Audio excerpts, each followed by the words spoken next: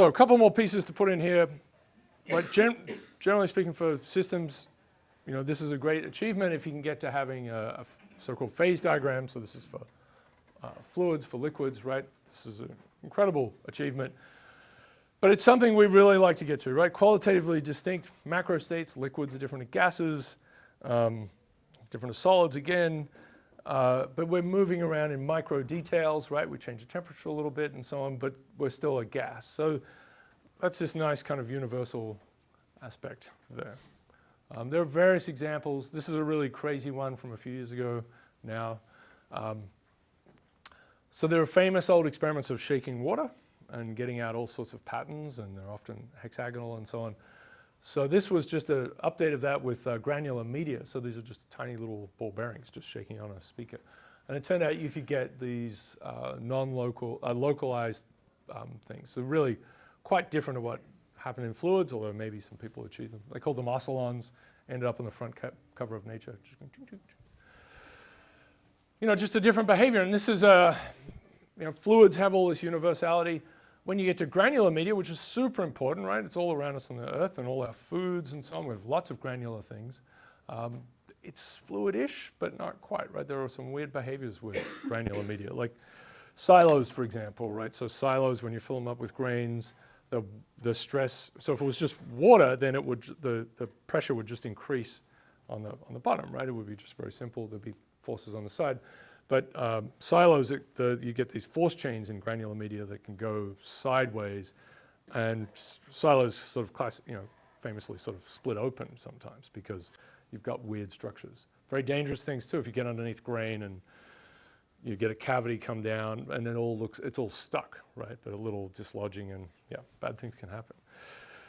So they can, and so sometimes, depending on if you're like moving, rice from one box to another or something like that, sometimes things get stuck, right? And it's not just humidity, but something, and you just have to shake it and then it all comes out in a big, Anyway, that was a fun thing. So they have phase diagrams here, right? Same idea, like which frequency and amplitude you get these little oscillons.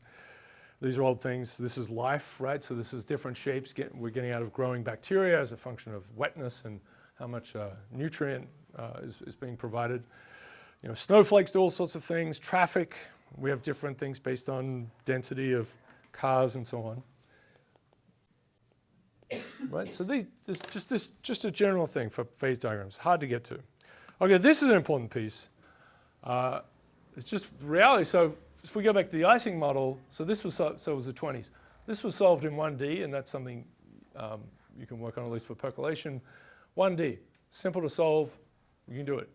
Pretty much always, it's not interesting. You can solve it. Nothing really surprising comes out of it. 2D, very hard. It was eventually solved mathematically, at least for this one square lattice by Onsager. This is very famous work. And then 3D is just ridiculously hard, right? It's just crazy. And you can simulate it, but simulation even becomes hard at 3 dimensions. So it's just a lot that you need. So this is sort of solvable, not really solvable. And then for a lot of things, though, once you get to 4-dimensional versions and higher, or maybe, they become simple because they've got so many they begin to have so many connections that it becomes easy to, it becomes possible to make it like a so-called mean field thing where you're connected to everyone. Something like that. So this is just something I want you to sort of know about systems in terms of the dimensions they live in, that high dimensional spaces can be actually easy to, the systems can behave in pretty nice ways. And we just tend to live in this world. So that's a bit unfortunate for us. And then one extra piece to add this, we'll get to networks. Networks have really everything in them, right? So the local dimension, a node has so many friends, that's kind of like a local degree. And so you end up with a very mixed kind of space, which is weird. This is just a nice little thing. So StatMech, the inspiration for StatMech was based on the study of people, because this is sort of one of the first places where like actuarial type things. People were figuring out how many people got kicked to death by a donkey last year and then saying that's a good prediction and so on. And people were a bit upset about that because it's kind of weird, right? Just to be able to estimate roughly, and worried about fate and so on.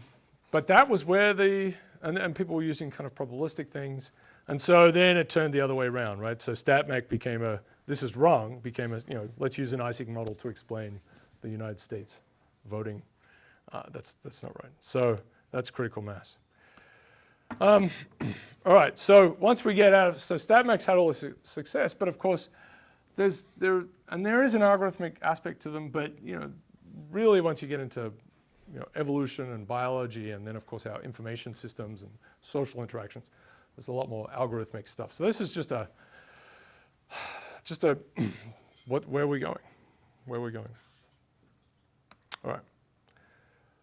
Game theory is a good example there. So, a little nutshell, complexity and emergence, these are good things, right? There's no general theory of complex systems. You don't have one model that does it. Universality means that we can, and I know I've sort of said this earlier, but universality means that you can actually, really have some hope of doing something that will apply across many fields potentially, or at least many kinds of situations. And that's just reality. That's not, anything we've imposed on top. Right? It could have been that the equations that we have for honey are different to the ones for water in really giant ways, but they aren't. All right, describe and explain. All right, that's good. So there's a lot of extra pieces there. Let me just think about this. Don't quite want to show this. So I will show this other. Let's go back to this. Nope. Yeah.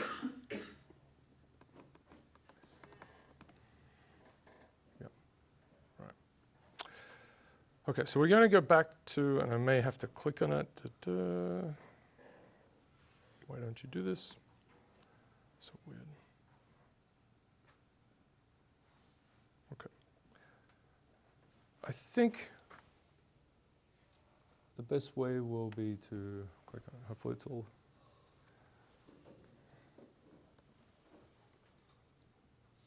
Hey, I'm Jad Abumrad. I'm Robert Krulwich. This is Radiolab, and this next segment began with a simple question. Seeing as our topic so far has been limits, and we've done body, And we did the brain. now we're going to go really big. Yeah. Yeah, so we called up Steve Strogatz, mathematician at Cornell University, frequent guest on the show, and we asked him. Are there limits to human knowledge? Yeah. And his answer sent us on a little adventure.